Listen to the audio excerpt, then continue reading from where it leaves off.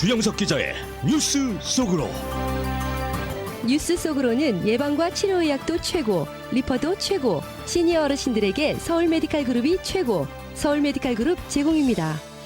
캐나다 수도 오타와에서 정부의 코로나19 백신 접종 의무화 조치에 반대하는 시민들이 트럭 시위를 열흘간 지속하면서 비상사태가 선포되는 등 긴장감이 고조되고 있습니다. 또 제약회사 파이저가 지난해와 올해 2년 동안에 걸쳐서 이 백신과 치료제로 떼돈을 벌 것으로 예상이 되면서 많은 비난이 일고 있습니다. 미 전역의 모든 분야에서 코로나19 감염으로 결근하는 직원들이 너무나 많아지면서 정상적인 영업을 할 수 없는 상황이 되자 맥도날드 매장이 일찍 문을 닫는 등 코로나19 후폭풍으로 경제계의 어려움이 계속되고 있는 모습입니다. 자, 주영석 기자. 안녕하십니까? 캐나다 오타와가 지금 코로나19 백신 접종 때문에 아주 난립니다. 그렇습니다. 캐나다 수도 오타와가 지난 6일 그러니까 일요일에 비상사태를 선포했는데요.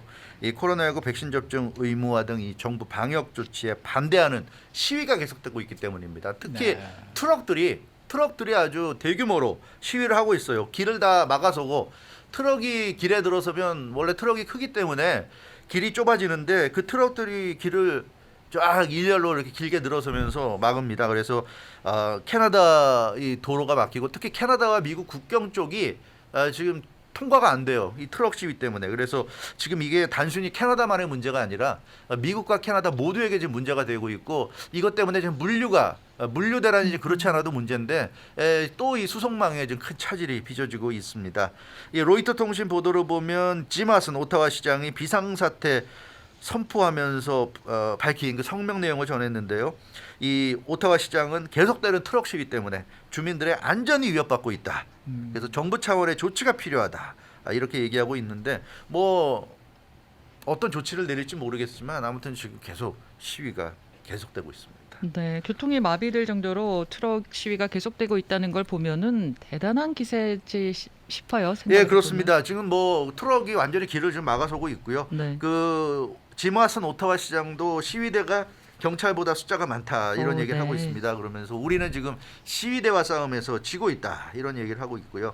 그러다 보니까 이제 뭐 출퇴근하거나 이런 것도 굉장히 좀 불편합니다. 뭐 미국과 캐나다로 오가는 트럭들, 이 화물 운송하는 트럭들이 화물 운송이 제대로 안 되는 것도 있지만 그 출퇴근도 잘 이루어지지 않고 있는 그런 상황입니다.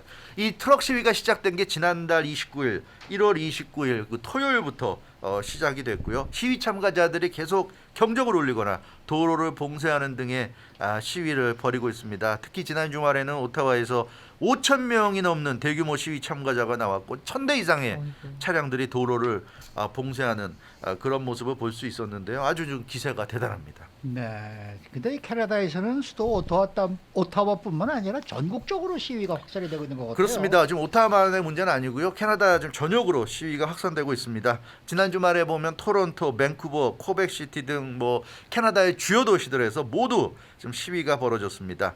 이게 그 백신 접종 의무화에 반대하는 이 시위가 지금 커지고 있는데요.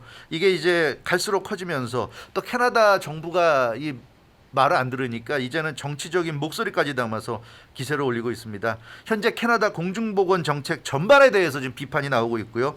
그리고 주스틴 트루도 캐나다 총리를 비판하는 그런 이제 형태로 커지고 있습니다. 아직까지 트루도 총리도 이 시위대에 대해서 강경한 그런 모습을 나타내고 있습니다. 이 시위대가 너무 좀 지나치다 뭐 이런 식으로 좀 얘기하면서 이 시위대와 각을 세우고 있는데요. 이제 일부 시위 참가자들은 나치 깃발을 흔들고 있습니다. 근데 이게 무슨 의미냐면 캐나다 정부가 나치다 이제 이런 주장입니다. 그래서 이 캐나다 정부가 나치즘을 지금 가고 있다. 그러니까 그 나치즘이라는 건 이제 좀 강요하는 거죠. 정부가 나서서 모든 것을 다 기획하고 강요하는 그런 파시즘의 형태로 가고 있다고 시위 참가자들이 주장하면서 나치의 깃발을 흔들면서 지금 캐나다 정부가 나치다 이런 주장을 펼치고 있습니다. 그래서 이 파시즘을 행사하고 있는 캐나다 정부는 해산하라 이런 주장까지 하고 있고요. 일부 시위 참가자들은 이 백신 접종 의무화를 폐지할 때까지 이 도로를 떠나지 않겠다 이런 얘기를 하고 있습니다. 그러니까 이 사람들의 주장은 백신 접종을 왜 의무화하느냐는 겁니다. 백신 접종을 하고 안 하고는 개인의 자유에 맡기면 되지. 이걸 왜 이걸 억지로 맞으라고 강요하는 거냐 이렇게 아주 강하게 좀 성토하고 있고요.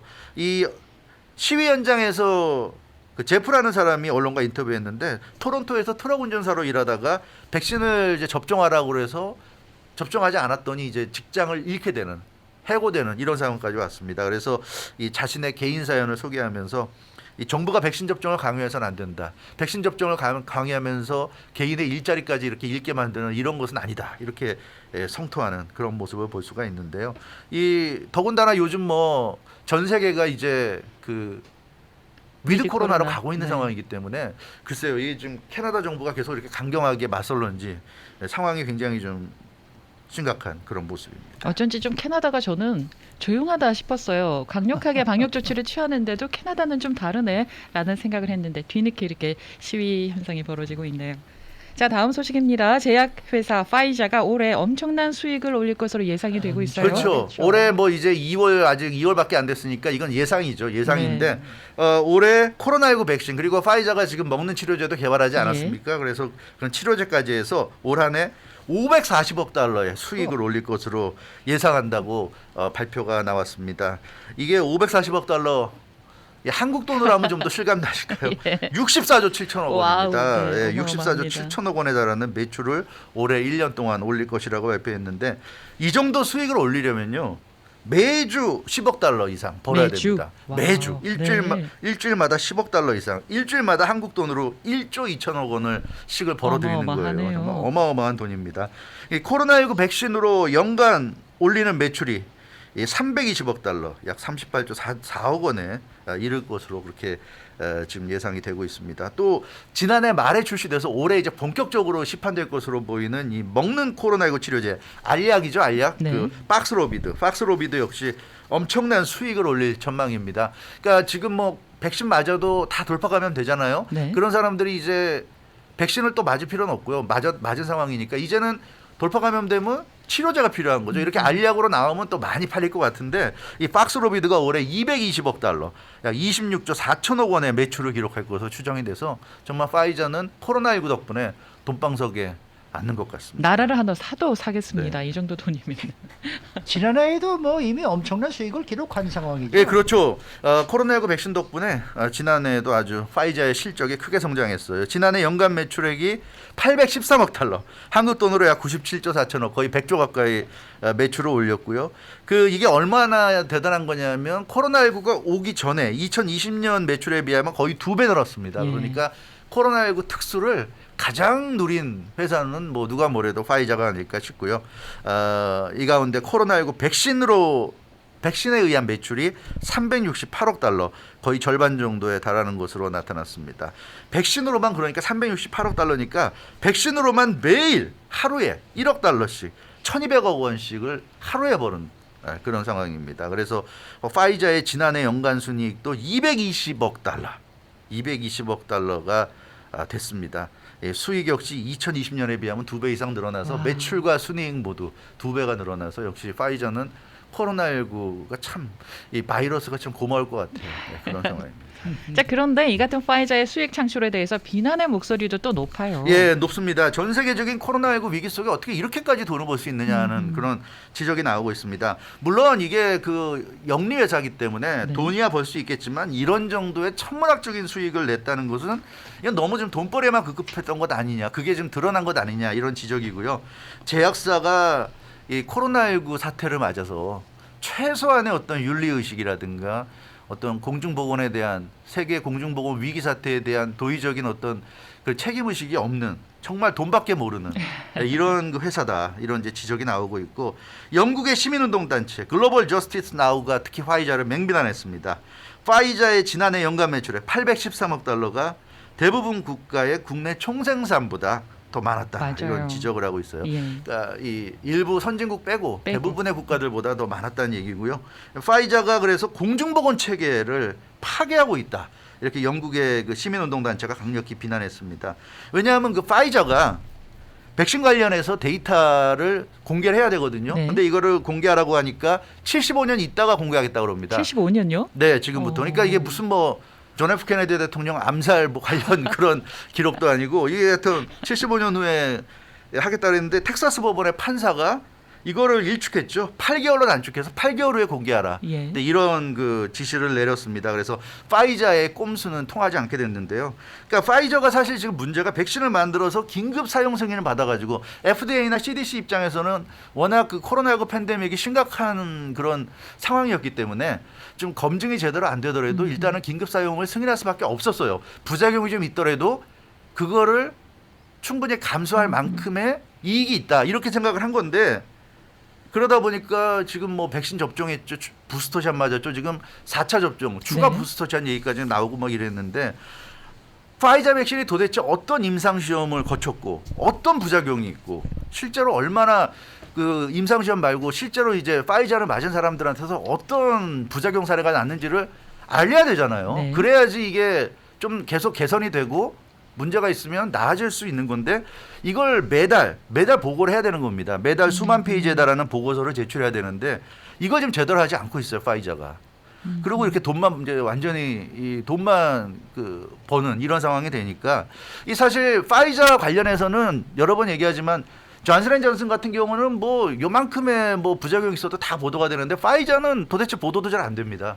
미국 언론들이 얼마나 파이자가 로비를 하는지 알 수가 있는데 파이자와 관련된 부작용도 상당하지만 문제는 네. 보도가 안 돼요. 안 되니까 사람들이 그냥 파이자는 문제가 없는 것처럼 생각하지만 사실 파이자도 굉장히 문제가 많은데 다만 보도가 안 될 뿐이고 파이자가 그걸 로비를 해가지고 막는 거다 이렇게 이제 볼 수 있을 것 같은데요. 그러다 보니까 이 파이자에 대한 이 비난이 굉장히 좀 나오고 있습니다. 사실 그래서 백신을 맞지 않겠다는 사람들이 많은 이유도 바로 좀 그런 점이에요.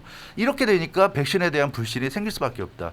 우리가 어떻게 보면 백신을 맞지 않는다는 사람만 이상한 사람들이라고 생각할 것이 아니라 좀 이 제약회사들의 이런 행태 묻지도 말고 따지지도 말고 맞기만 해라. 이건 아닌 것 같아요. 이거는 그런 부분이 있죠. 무조건 믿어랍니까? 네.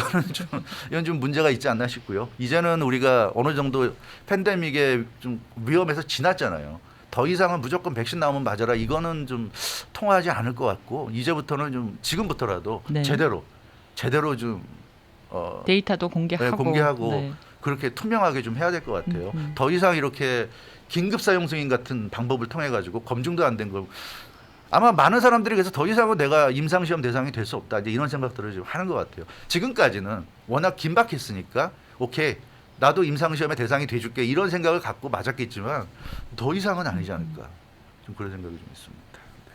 받은 사람들이 몇 년 뒤에 다 뭐가 이상해지는 건 아니겠죠? 어머 모르죠. 정말 아무도 모르죠. 이거 이런 얘기 하면 안 돼요. 안 돼요. 죄송합니다. 취소. 자, 오미크론 변이 확산으로 미국 기업들이 최근에 어려움을 많이 겪고 있다. 이건 어떤 내용이죠? 예, 그 월스트리트저널의 보도 내용인데요. 코로나19 때문에 근로자 결근이 많다고 그럽니다. 그래서 기업이 큰 타격을 입고 있다는 보도인데 물론 요즘은 사실 뭐 미국도 그렇고 전 세계 많은 국가들에서 코로나19 이 확산세가 이제는 좀 감소세로 들어가서 상황이 나아지곤 있지만 그러나 인력난의 우려는 여전하다고 얘기하고 있습니다. 그러니까 확진자 수가 줄어들고 있지만 그래도 확진자는 나오고 있고요.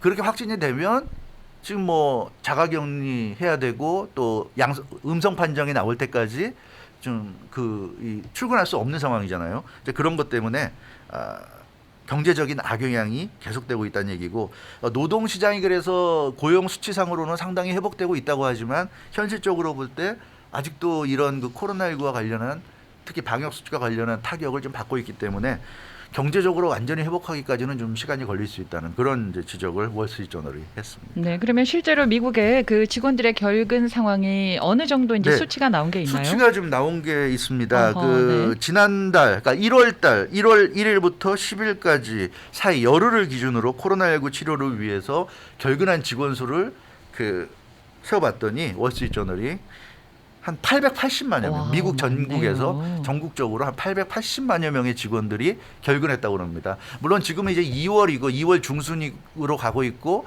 지금은 그때보다 상황이 좋아졌으니까 좀 네네. 줄었을 것 같긴 하지만 어찌됐건 열흘 동안 880만여 명의 직원들이 결근을 했어요. 그래서 미국 전체 근로자의 6%에 해당하는 숫자가 결근했기 때문에 이거는 어마어마한 수치다 이렇게 월스트리트저널이 지적을 했습니다. 지난달 우리가 신규 고용이 46만 7천여 명 이게 그 시장 전망치보다 3배 이상 늘어난 숫자여서 굉장하다고 그랬는데 네. 이 숫자보다 19배가 많은 숫자잖아요. 그러니까 네네. 신규 고용으로 이렇게 많이 새로운 일자리가 나오더라도 이것보다 19배 많은 사람들이 일을 못하니까 예, 좀 미국 경제에 문제가 될 수 있다.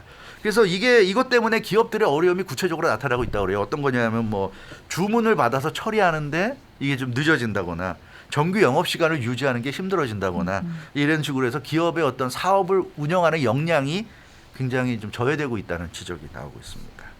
그래서 상당수 기업들이 지금 비상 운영에 들어갔다는 소식 아닙니까? 예, 맞습니다. 그래서 직원들이 출근을 못 하니까는요. 그래서 거기에 이제 맞게 상황 이제 대처를 할 수밖에 없는 상황인데요. 영업 시간을 단축하는 등의 고육지책을 쓴다고 그럽니다. 패스트푸드 업계 대명사 맥도날드가 결근하는 직원들 때문에 지금 위기를 맞고 있다고 그럽니다. 맥도날드 생각해 보세요. 그 직원들이 다닥다닥 붙어가지고 네. 뭐 주문 받고 포장하고 이러니까 당연히 누군가 한 명이라도 감염이 되면 순식간에 퍼질 수 있죠. 아무리 위험하죠. 마스크 쓰고 일한다 그래도. 그래서 이 직원들이 많이 부족해가지고 작년 12월 매장 영업 시간은 10% 가량 줄인 것으로 나타났고요. 지난달 1월에도 전체 매장의 1%, 맥도날드 매장의 1% 정도는 영업 시간을 단축했다고 합니다. 그리고 맥도날드뿐만 아니라 페덱스 항공화물 서비스 일부를 중단했다가 지난주 들어서야 재개했다고 그러고요. 페덱스가 지난해 4분기에 인력난이 심각해서 추가 비용을 지급한 것으로, 그러니까 돈을 더 줘서 사람을 더 이제 끌어모을 수밖에 없는 상황이었다고 그럽니다. 그래서 페덱스 같은 경우는 지난해 4분기에 4억 7천만 달러의 그 비용이 부담된 것으로 나타났고, 도미노 피자는 그래서 아예 원래 피자가 미국의 대표적인 배달 식품이잖아요. 예. 근데 직접 방문해서 픽업하는 그런 고객들에게 $3를 적립해주고 있다고 합니다. 네. 예, 그만큼 직원이 부족하니까 배달을 나갈 수가 없으니까 고객이 그냥 와서 받아가시오. 그러면은 $3 적립해주겠습니다. 이제 이런 식이라고 합니다. 도미노 피자 먹어야 되겠네요. $3 받고. 네. 네, 수고 많으셨습니다. 주영석 기자였습니다.